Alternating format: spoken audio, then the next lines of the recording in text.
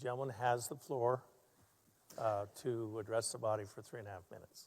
Thank you, Mr. Speaker. Ladies and gentlemen, welcome back. If you're not already, wake up. Do we need to be reminded the words of Patrick Henry that liberty ought to be the direct end of our government? 233 years ago, Patrick Henry spoke at the Virginia Ratifying Convention, and he rightly stated that when the American spirit was in its youth, the language of America was different. Liberty, sir, was the primary object. Now, this American spirit has endured and has been preserved, despite repeated attacks over the years by an increasingly centralized government reaching farther and farther into our lives, and more recently, by a heavily monopolized, woke corporate industry. Vaccine passports, breaching our dams, indoctrinating our youth are all on the agenda. Not to mention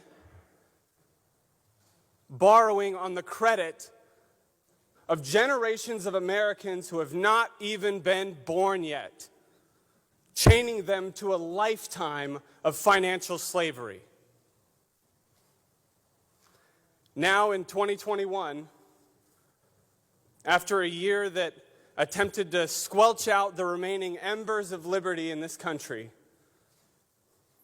the winds of tyranny have blown on the remnant and ignited a flame that will not be put out. The people are awake, eyes wide open, and they're watching you to see who will stand with them.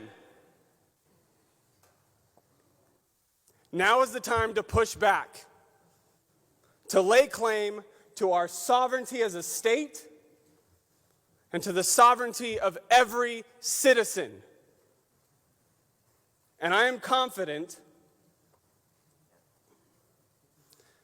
that if it takes, as Jefferson said, a watering of the tree of liberty with the blood of every tyrant from sea to shining sea, then so be it.